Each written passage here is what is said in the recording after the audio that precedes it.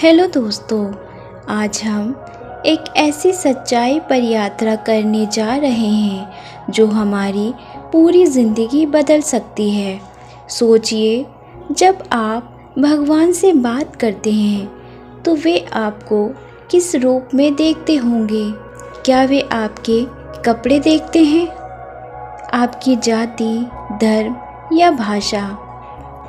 क्या वे ये देखते हैं कि आप कितने अमीर हैं या कितनी शोहरत रखते हैं?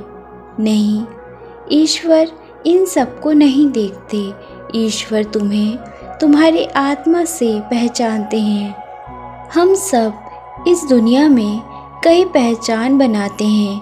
किसी का नाम बड़ा है, किसी का काम बड़ा है, कोई नेता है, कोई मजदूर, कोई महलों में रहता है और कोई झोपड़ी में। लेकिन ये सब पहचान अस्थायी है, आज है कल नहीं रहेगी। सोचिए, जब कोई बच्चा जन्म लेता है तो उसकी कोई पहचान नहीं होती, न जाति, न धर्म, न पद और न पैसा। फिर भी उसके भीतर एक शुद्ध आत्मा होती है और यही आत्मा उसकी असली पहचान है। आत्मा को एक बीज की तरह समझिए। बीज छोटा, मिट्टी में दबा हुआ और साधारण सा लगता है, लेकिन उसी छोटे से बीज के भीतर एक पूरा वृक्ष होता है। अगर कोई बाहर से देखे तो उसे लगेगा, अरे यह तो बस एक छोटा सा दाना है, लेकिन माली जानता है कि इसमें शक्ति है। समय और देखभाल से यही दाना एक विशाल वृक्ष बनेगा।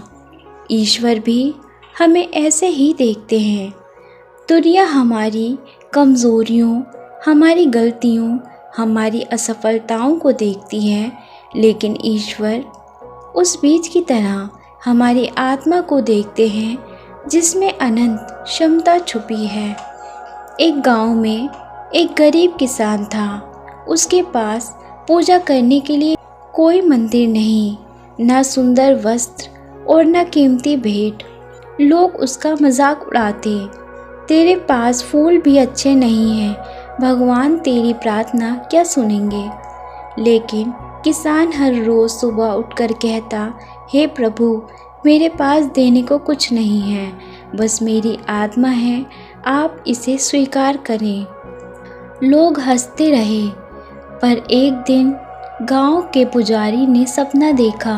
सपने में भगवान ने उससे कहा, तुम्हारे मंदिर में बहुत लोग आते हैं, सोना चांदी चढ़ाते हैं, लेकिन मेरी नज़र उस किसान पर है, क्योंकि उसने मुझे अपनी आत्मा दी है। दोस्तों, यही सच्चाई है। ईश्वर को दिखावा नहीं चाहिए, उन्हें चाहिए आपकी सच्चाई। ईश्वर की दृष्टि आत्मा पर होती है। अगर आत्मा शुद्ध है तो असंभव भी संभव हो जाता है। क्या आपने कभी महसूस किया है, कभी हम बिना शब्दों के भी भगवान से जुड़ जाते हैं?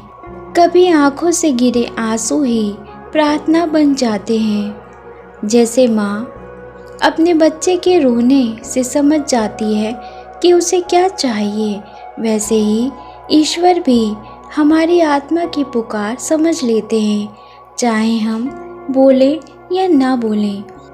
इसलिए ज़रूरी है कि हम अपने भीतर को साफ रखें, हमारा दिल प्रेम, करुणा और सच्चाई से भरा हो, क्योंकि जब आत्मा शुद्ध होती है तो उसकी पुकार सीधे भगवान तक पहुंचती है। अब अपनी आंखें बंद कीजिए और एक गहरी सांस लें और छोड़ें।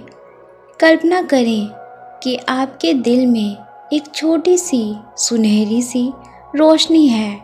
यह रोशनी धीरे धीरे फैल रही है, आपके पूरे शरीर को, मन को और आत्मा को प्रकाशित कर रही है। अब यह रोशनी ऊपर उठती है, आकाश तक पहुंचती है और भगवान से जुड़ जाती है।